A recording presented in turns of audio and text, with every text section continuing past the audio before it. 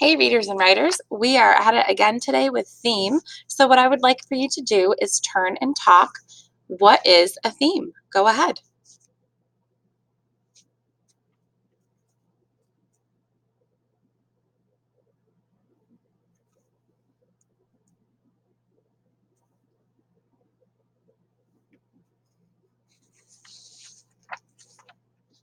15 seconds.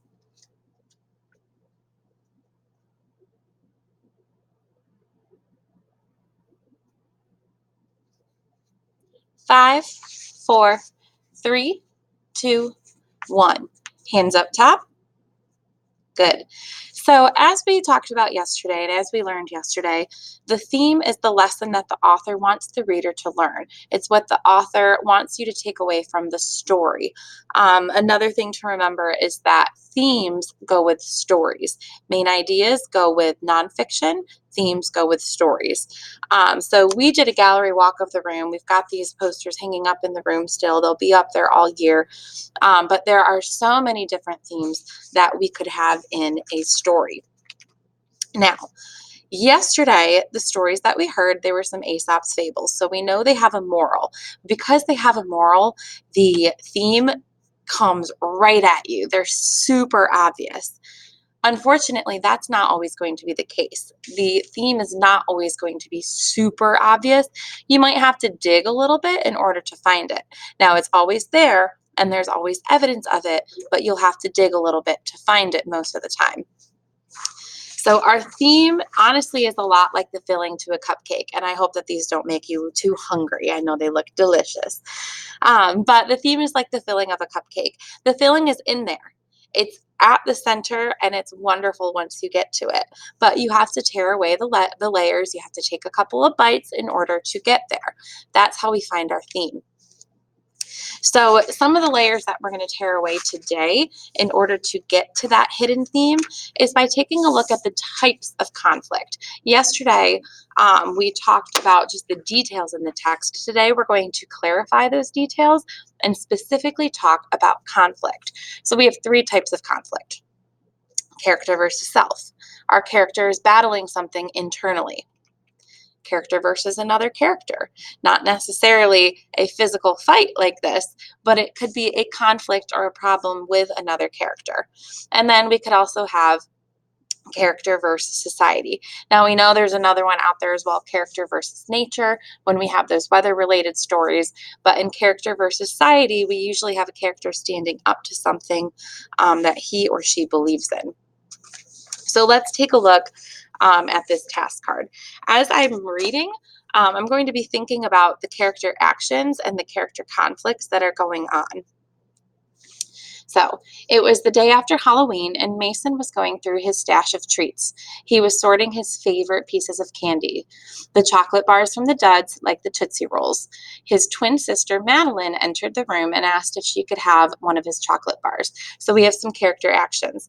We have Mason, who just came back from trick or treating. He is sorting his candy, and his sister, Madeline, comes in.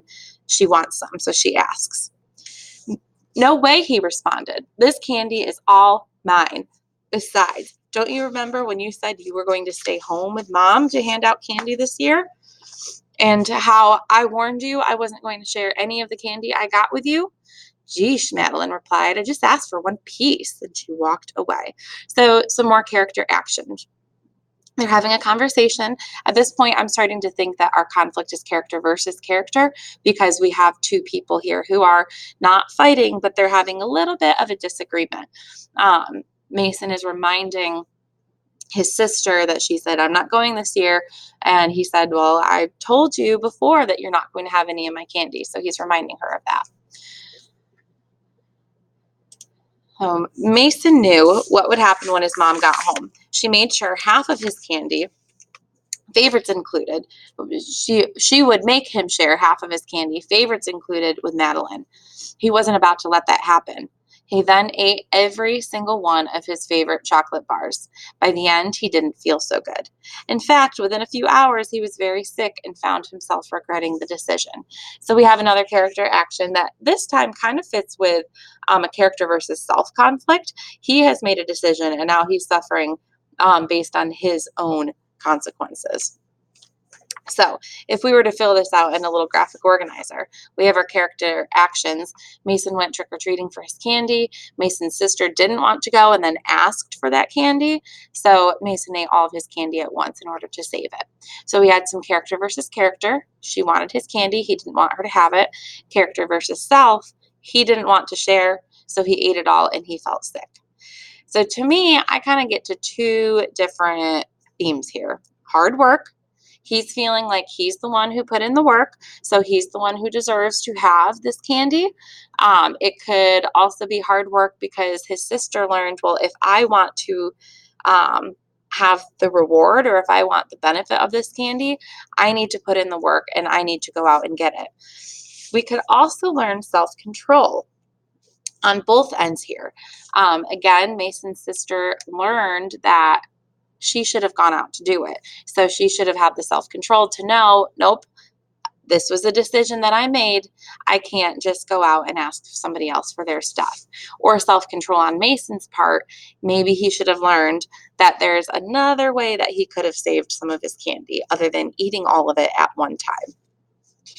So what you all are going to be doing today is taking a look again at My Teacher is an Alien. So I know we started a little bit yesterday in our notebooks, but that was just looking for any evidence whatsoever. This we're going to narrow down a little bit. So you are specifically going to be looking for the character actions and the character conflict using My Teacher is an Alien. And again, we're going to be looking to support that theme of friendship or that theme of determination. So today you are specifically looking for what are my characters saying and what are these conflicts in the text. So I'm going to stop the video here to give you some further direction. Happy reading, happy writing.